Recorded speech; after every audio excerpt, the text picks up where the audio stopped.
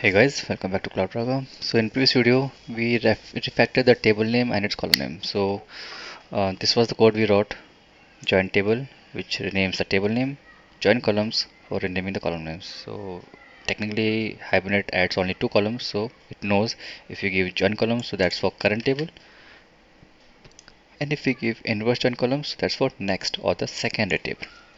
And if I have to, conclude, so this was the initial design where we have this library table and book table, and these were the column names: library ID and books ID. Later we wrote some code, and sorry, as a result we got library book table and the column names which were library earlier capital L library underscore ID and books underscore ID. We renamed it to small l library ID and book ID. So again, it was not necessary, but I just want to show you we can also customize the column names as well, and Hibernate gives us this flexibility by using this at join table annotation. Okay, this was done. The last point we have to fix here: how to save secondary table, that book table, in an elegant way. That's correct. So if we talk about this point, let's pick this out. So that's for today's session: how to save this secondary book table.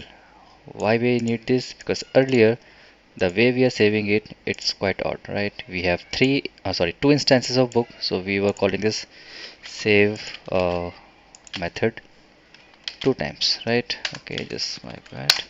So how to save this elegant way? So again, answer is on primary table side. Wherever you are using or trying to save this thing, you have to go back to the main table and need to use this cascade. Let me do this again for you guys. I was just testing some stuffs here. So cascade you have to use wherever you're using one to many, and tell that I want to cascade whatever operation you are performing on the primary table. Just cascade it to the next tile. It's child, so we can just pick all for now. Again, all is not a good practice here, but for now as a beginner we can use all, but we have other options as well. If I just say dot, and so we have detach operation. If detach happens, this happen: merge, persist, refresh, remove. So for now you can also go for all. So for all the operation you perform on parent or the main this primary table, same operation will be performed on the child classes or the secondary tables like book here. So just write this cascade all. So that means for now we are trying to save library. So we are trying to save library. So same option you can do on or same option will be performed by Hibernate on the secondary table, that is book. So just close all, book, library and library table, right click, drop the tables and drop now. And now what, let's refresh this as well. Okay, it's gone. Now what, just test this out, right click, run as application.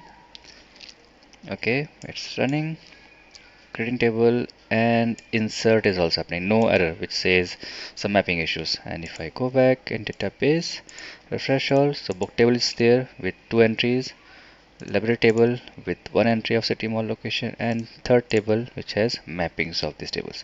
So everything is working perfectly fine, and we are not getting error that like we were getting earlier. So this can be the complete example for one to many and many to one mappings in Hibernate. That association mapping is happening without any issue within this two mapping techniques, one to many and many to one.